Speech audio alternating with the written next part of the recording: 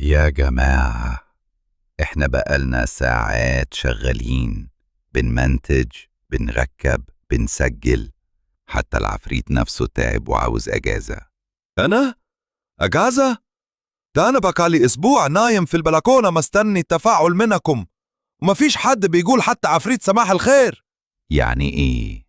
احنا بنرعب، بنضحك، بنعيط، ونعمل قفشات ملهاش لازمة. وكل ده ليه؟ عشان نشوف لايكين وكومنت واحد بيقول فين العفريت؟ العفريت وهو بيشحط. الناس دي مش بتحب الرعب. طب استنوا عليا لما أظهر في أحلامكم ونسهر مع بعض سهرة نار. أوه يا جدعان دوسوا لايك بقى، اشتركوا في القناة، اكتبوا كومنت حتى لو واحنا هنكمل الرعب والضحك على دماغكم. خلي العفريت مبسوط، مش عايزينه يزعل ويقلب على مود. أنا جاي أخدك واحد واحد. وبالمرة شاركوا الفيديو عشان لما أخبط على البلكونة الجاية تبقوا عارفين أنا جاية لمين. يعني ما تدخلش الشقة، في حاجة غلط. أنا شفت حاجة كانت واقفة قدام المراية وكانت بتضحك لي. يا عم انت بتتفرج على نتفليكس كتير، دي خيالاتك. وبعدين يعني شقة ايجار جديد وب 800 جنيه في الزمالك، ايه اللي مش مريب؟ أنا قلت لك من أول يوم مفيش حاجة اسمها إيجار رخيص في الزمالك غير لو الشقة فيها جن ساكن أو صاحبها مش موجود لأنه مات. ده انت اللي شكلك هتموت من خوف. خلينا اروح الساعة 3 الفجر وانا جاية اجيب بصل. تك تك تك. ده الباب بيخبط لوحده. يا عم ده يمكن القطة اللي فوق. انتم دخلتوا شقتي ومفتحتوش المروحة. طن بطن لونه بنفسجي، شكله بين العفريت والقرد، شعر واقف وكاشف سنانه.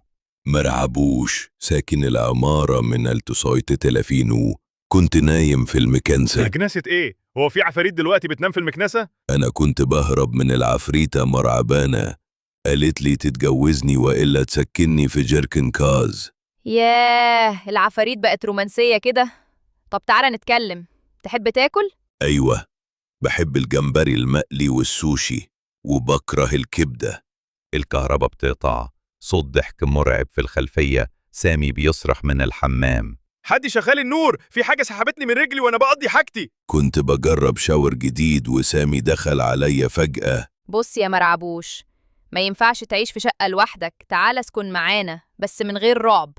ماشي، بس بشرط تبقوا تتفرجوا على مسلسل العفاريت بتاعتي كل يوم. موافقين، بس ما تسحبنيش تاني من رجلي وأنت بتستحمى. أغمانيا. يا مرعبوش يا مسكون، ساكن في البلكونة والركن بتخوف، بس قلبك طيب وبتحب الجمبري المقلي. وخلصت الحكاية يا جدعان.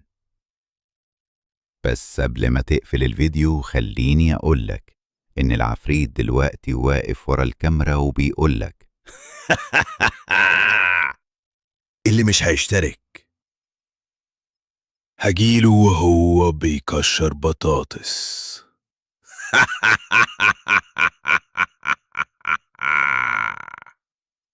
واللي مش هيدوس لايك هسكن في أنبوبته.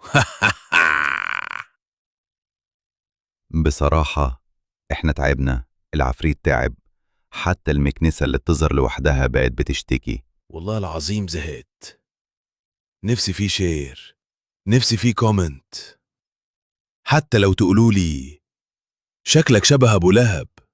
فلو بتحبوا الضحك والرعب دوس لايك، اشترك في القناة وفعل الجرس عشان الفيديو الجاي هيبقى نار. واوعى تنسى، عفاريت في البلكونة هما اللي بيخلوا الرعب حكاية والضحك رواية. سلام. قبل ما العفريت يطلب معاش مبكر.